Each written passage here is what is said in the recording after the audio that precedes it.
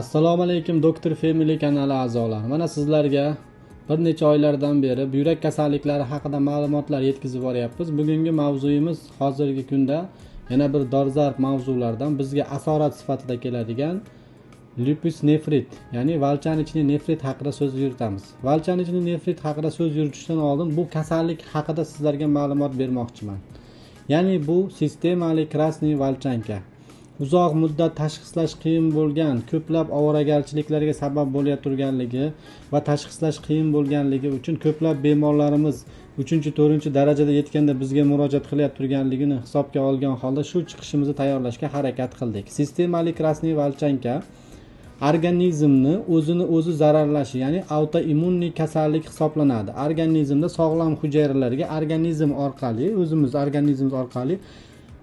autoantitanalar hosil bo'ladi va S4, S5 fraksiyalari hosil bo'ladi. Barcha ichki a'zolardagi, hattoki teri ostidagi mezangial hujayralar va bazal membranani zararlanishi oqibatida katta asoratlarga olib keladi.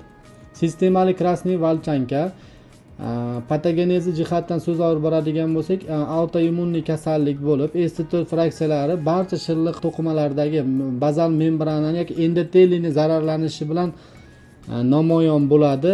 Bunday bemorlarimiz uzoq muddat revmatologlarga qatnaydi va undan keyin L4 hujayralar topshirgandan keyin L kletkalarga yoki antitenlar nuklear antigenga analizlar topshirilganda aniqlanadi. Sistemali krasniy valchankamizni etiologik omillari to'liq o'rganilmagan, ba'zilarda gormonal fon deydi, ba'zi adabiyotlarda o'qib ko'rsak virusning prosess deydi, ba'zi bir adabiyotlarda onkoviruslardan keyin hosil bo'ladi deydi. Sistemali krasniy valchankamizni hali to'liq etiologik omili o'rganilmagan. Buning sabablari juda ko'p. Shuning uchun 3 xil nazariya bor: virusli omil, gormonalli omil, ya'ni progesteron emiya, ya'ni estrogen organizmda normadan ko'payib ketishi haqida so'z yuritadi ba'zi revmatologlarimiz.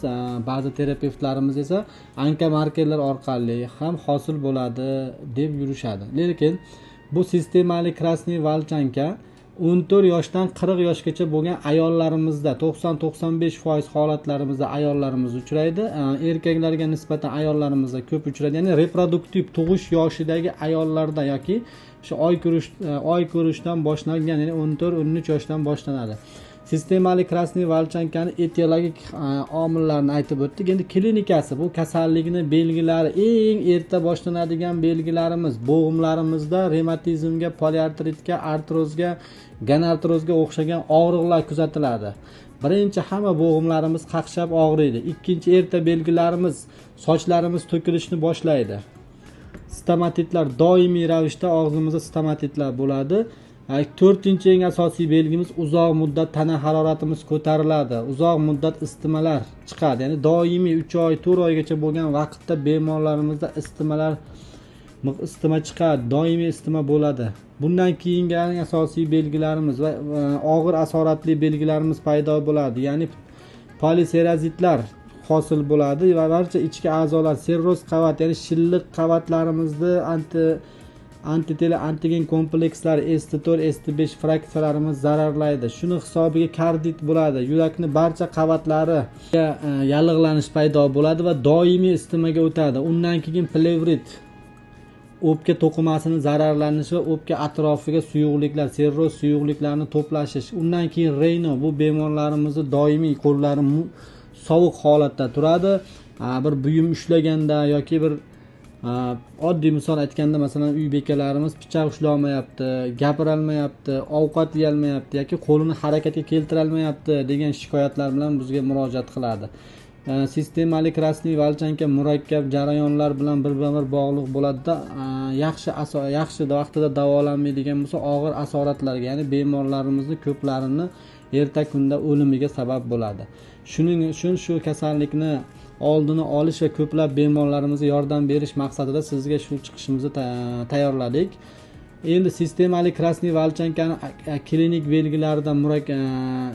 belgilaridan boshlaydigan bo'lsak, o'sha kardit, miokardit, remokardit, plevrit, ya'ni pnevmonit, o'pkani fonni katta ob'yomda yoki katta hajmda zararlanishi bilan namoyon bo'ladi. Undan keyin oshqozon ichak funksiyasini buzilishi, ichaklardagi funksiyani buzilishi va eng oxirgisi, ya'ni nefrotik sindromlar namoyon bo'lishi, lupus nefrit, buyrak glomerular, kaptokcha va endoteliy qismini zararlanishi va surunkali buyrak kasalliklariga yoki rejali gemodializgacha olib borilishi mumkin. Sistemali krasniy valchankani erta tashxislashda aytdim, o'sha eng erta belgilari, aziz kuzatuvchilarimiz, eng erta belgilari. Birinchisi soch to'kilishi, poliartrit, reumatoid artrit, ya'ni barcha bo'g'imlarda og'rishi, yuzimizga kapalaksimon toshmani tosishi, ya'ni kapalaksimon toshma yuzlarimizda toshishi, quyosh nuriga giperchustvительный, ya'ni sezuvchanlikni ortishi, quyoshga nuriga chiqqanimizda yuzimizda va ko'rinadigan quyosh nuri tushgan tana a'zolarimizda mayda issiqlikka o'xshagan qizargan epitelial toshmalarni toshishi, bu erta belgilari. Va eng yana bir erta belgisi bu tana haroratining doimiy ko'tarilishi.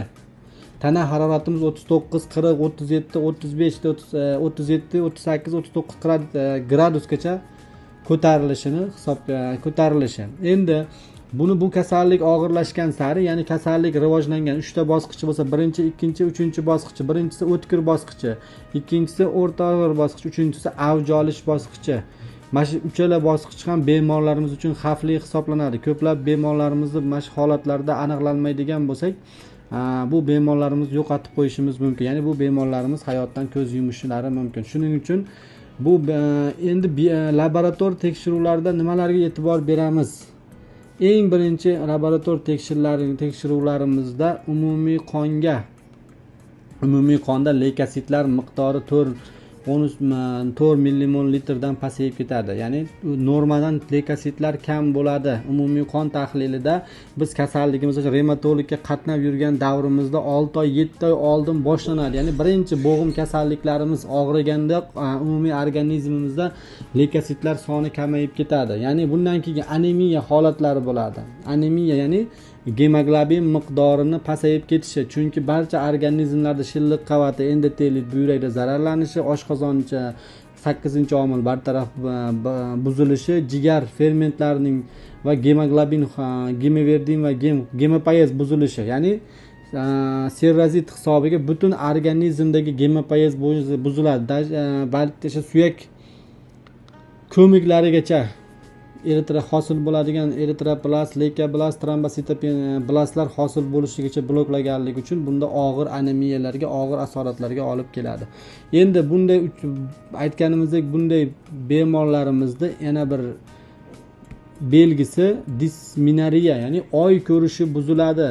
Hurmatli kuzatuvchilarimiz, sizda tana haroratining ko'tarilishi yoki sistemalik krasniy valchanka bo'lsa, e'tibor bergan bo'lsangiz, masalan deylik, 1 yil, 2 yil oldin ultratovush tekshiruviga borib bachadonlarimizni tekshirtiradigan bo'lsak, ya'ni o'sha eski uzviy qog'ozlarimizda bachadonni razmerini kuzatadigan bo'lsak, yo hozirga kelib kuzatadigan bo'lsak, bachadonda atrofiyalar, ya'ni detskiy matka, bachadonni kichrayish holatlari va 1 yilda 2 marta yoki 3 oyda 1 yilda 1 marta oy ko'rishlari, ya'ni buni ham bitta belgisi hisoblanadi.